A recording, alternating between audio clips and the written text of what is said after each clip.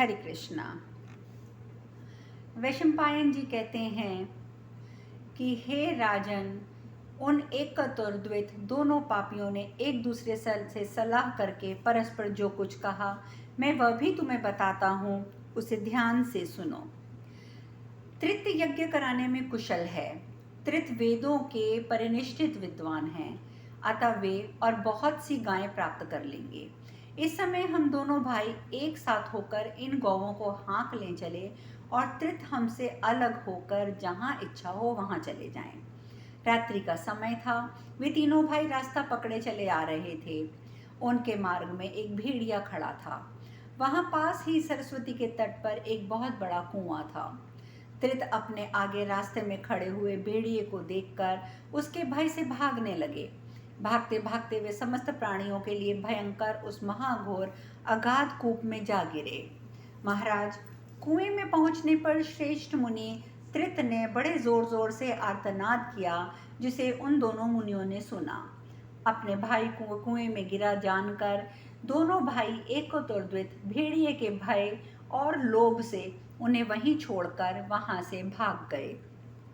राजन, पशुओं के लोभ में आकर उन दोनों भाइयों ने उस समय उन महातपस्वी त्रित को धूलि से भरे हुए उस निर्जल कूप में ही छोड़ दिया। भरत श्रेष्ठ, जैसे पापी मनुष्य अपने आप को नरक में डूबा हुआ देखता है, उसी प्रकार तृण, विरुद्ध और लताओं से व्याप्त उस कुएं में अपने आप को गिरा देख मृत्यु से डरे और सोमपान से वंचित हुए विद्वान त्रित अपनी बुद्धि से सोचने लगे कि मैं इस कुएं में रहकर कैसे सोमपान कर सकता हूँ। इस प्रकार विचार करते करते महातपस्वी त्रित ने उस कुएं में एक लता देखी जो देव योग से वहां फैली हुई थी। मुनि ने उस बालू भरे कूप में जल की भावना करके उसी में संकल्प के द्वारा अग्नि की स्थापना की और होता आदि के स्थान पर अपने आप को ही प्रतिष्ठित किया। तत्पश्चात उन महातपस्वी त्रित ने उस फैली हुई लता में सोम की भावना करके मन ही मन ऋग, यजु और साम का चिंतन किया। नरेश्वर, इसके बाद कंकड़ और बालू कणों में सिल और लोड़े की भावना करके उस पर पीस कर लता से सोम रस निकाला। फिर जल में घी का संकल्प करके उन्होंने देवताओं के भाग नियत कर दिए और सोम रस तैयार करके उसकी आहुति देते हुए मंद मंत्रों की गंभीर ध्वनि की। राजन, ब्रह्मवादियों ने जैसा बताया है उसके अनुसार उस यज्ञ का संपादन करते हुए त्रित की वह वेद ध्वनि स्वर्ग लोक तक गूंज उठी। महात्मा त्रित का वह महान यज्ञ चालू हो चुका था। उस समय वहां सारा स्वर्ग उद्विग्न हो उठा, परंतु किसी को इसका कोई कारण जान नहीं पड़ता था। तब देव पुरोहित बृहस्पति जी ने वेद मंत्रों के उस तुमुल नाद को सुनकर देवताओं से कहा, देवगण, त्रित मुनि का यज्ञ हो रहा है, वहां हम लोगों को चलना चाहिए। वे महान तपस्वी हैं। यदि हम नहीं चलेंगे तो वे कुपित होकर दूसरे देवताओं की सृष्टि कर लेंगे। बृहस्पति का जो वचन था, ये सुनकर सब देवता एक साथ होकर उस स्थान पर गए जहां त्रित मुनि का यज्ञ चल रहा था। वहां पहुंचकर देवताओं ने उस कूप को देखा जिसमें त्रित मौजूद था। साथ ही उन्होंने यज्ञ में दीक्षित हुए महात्मा त्रित मुनि का भी दर्शन किया। वे बड़े तेजस्वी दिखाई दे रहे थे। उन महाभाग मुनि का दर्शन करके देवताओं ने उनसे कहा, हम लोग यज्ञ में अपना भाग लेने के लिए आए हैं। उस समय महर्षि ने कहा, देवताओं, देखो मैं किस दशा में पड़ा हूँ। इस भयानक कूप में गिरकर अपनी सुध बुध खो बैठा हूँ। महाराज, तदंतर त्रित ने देवताओं को विधि पूर्वक मंत्रोच्चारण करते हुए उनके भाग को समर्पित किया। उससे वे देवता बड़े प्रसन्न हुए। विधि पूर्वक प्राप्त हुए उन भागों को ग्रहण करके प्रसन्नचित हुए देवताओं ने उन्हें मनोवांछित वर प्राप्त करने के लिए कहा। मुनि ने देवताओं से वर मांगते हुए कहा, मुझे इस कूप से आप लोग बचाएं और जो मनुष्य इसमें आचमन करे उसे यज्ञ में सोमपान करने वालों की गति प्राप्त हो। राजन, मुनि का इतना कहते ही कुएं में तरंग मालाओं से सुशोभित सरस्वती नदी लहलहा उठी। उसके अपने जल के वेग से मुनि को ऊपर उठा दिया और वे बाहर निकल आए। फिर उन्होंने देवताओं का पूजन किया। नरेश्वर, मुनि के मांगे हुए वर के विषय में तथास्तु कहकर सब देवता जैसे आए थे वैसे ही चले गए। फिर त्रित भी प्रसन्न होकर अपने घर लौट आए। उन महातपस्वी ने कुपित होकर अपने दोनों ऋषि भाइयों के पास पहुंचकर कठोर वाणी में शाप देते हुए कहा, तुम दोनों पशुओं के लोभ में फंसकर मुझे छोड़कर भाग आए, इसलिए इसी पाप कर्म के कारण मेरे शाप से तुम दोनों भाई भयंकर भेड़िए का शरीर धारण करके दाढ़ों से युक्त हो इधर उधर भटकते फिरोगे। फिर तुम दोनों की संतान के रूप में गोलांगूल, रीछ और वानर आदि पशुओं की उत्पत्ति होगी। प्रजानाथ, इतना कहते ही वे दोनों भाई उस सत्यवादी के वचन से उसी क्षण भेड़िए की शक्ल में बदल गए। अमित पराक्रमी बलराम जी ने उस तीर्थ में भी जल स्पर्श किया और ब्राह्मणों की पूजा करके उन्हें नाना प्रकार का धन प्रदान किया। उदार चित्त वाले बलराम जी ने सरस्वती नदी के अंतर्गत उद्पान तीर्थ का दर्शन करके उसकी बारंबार स्तुति प्रशंसा करी और वहां से विंशन तीर्थ की ओर चल दिए। इस प्रकार श्री महाभारत शल्य पर्व के अंतर्गत गदा पर्व में बलदेव जी की तीर्थ यात्रा के प्रसंग में त्रित का उपाख्यान का 36वां अध्याय पूर्ण हुआ।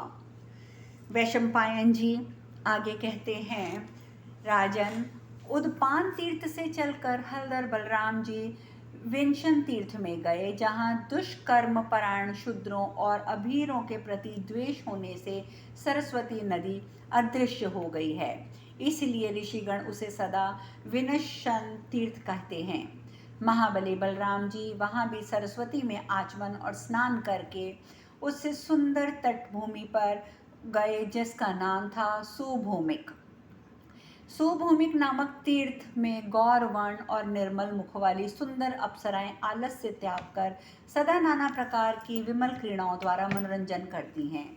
जनेश्वर, वहाँ उस ब्राह्मण सेवित पुण्य तीर्थों में गंधर्वों सहित देवता भी प्रतिमास जाया करते हैं।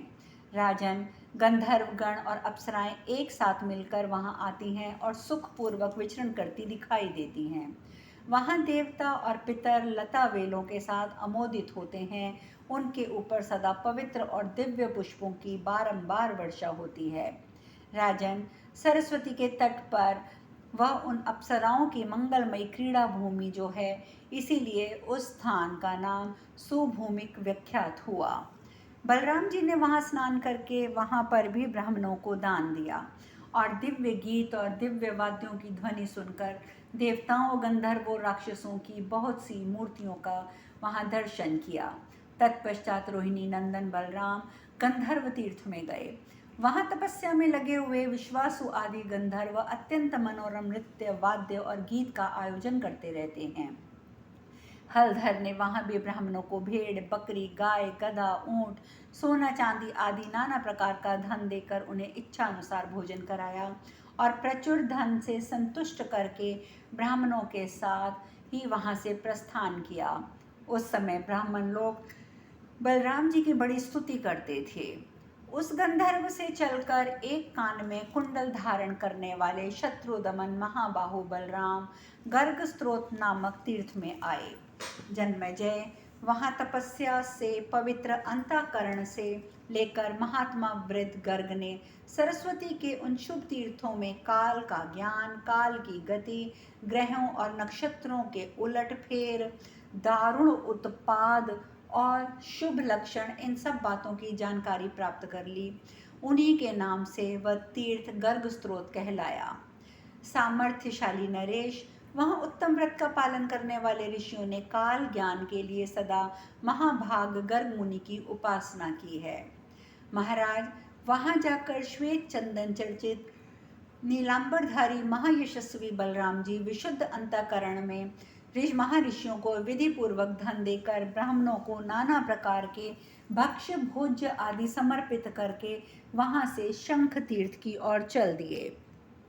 वहाँ ताल चिन्हित ध्वजा वाले बलवान बलराम जी ने महाशंख नामक एक वृक्ष देखा, जो महान मेरु पर्वत के समान ऊंचा और श्वेताचल के समान उज्जवल था।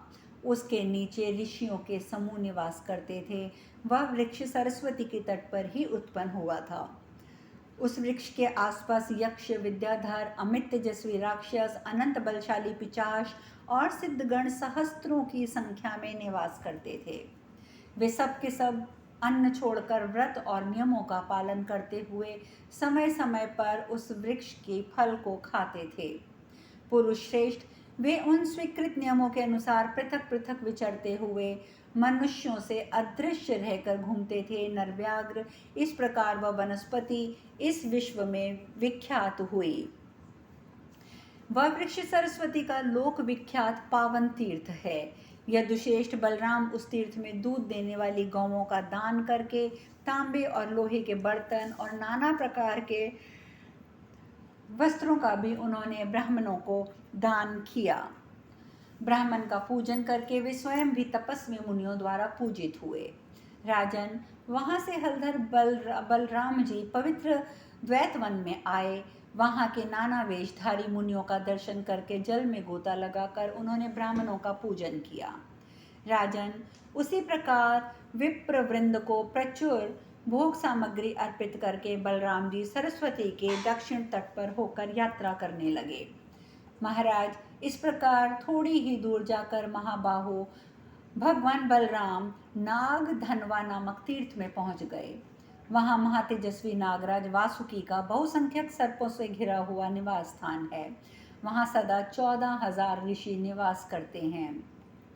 वहीं देवताओं ने आकर सर्पों में श्रेष्ठ वासुकी को समस्त सर्पों के राजा के पद पर विधि पूर्वक अभिषिक्त किया था। पौरव, वहाँ किसी को सर्पों से भय नहीं होता।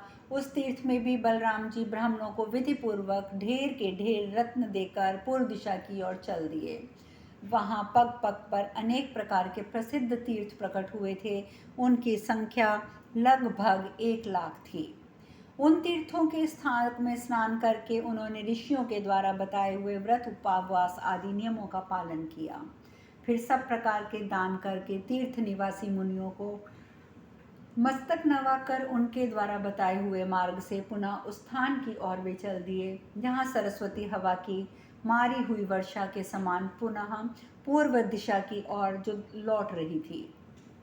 राजन, नैमिषारण्य निवासी महात्मा मुनियों के दर्शन के लिए पूर्व दिशा की ओर लौटी हुई सरिताओं में श्रेष्ठ सरस्वती का दर्शन करके श्वेत चंदन चर्चित हलधारी बलराम जी आश्चर्यचकित हो उठे। जन्मे जी ने पुनः प्रश्न किया, यजुर्वेद के ज्ञाताओं में श्रेष्ठ विप्रवर, मैं आपके मुंह से सुनना चाहता हूँ कि सरस्वती नदी किस प्रकार और किस कारण से पीछे लौटकर पूर्वाभिमुखी बहने लगी। क्या कारण था कि वहाँ यदुनंदन बलराम जी को भी आश्चर्य हुआ। सरिताओं में श्रेष्ठ सरस्वती किस कारण से और किस प्रकार पूर्व दिशा की ओर लौटी। वैशंपायन जी कहते हैं, राजन, पूर्व काल में सतयुग की बात है। वहाँ 12 वर्षों में पूर्ण होने वाला एक महान यज्ञ का अनुष्ठान हो रहा था।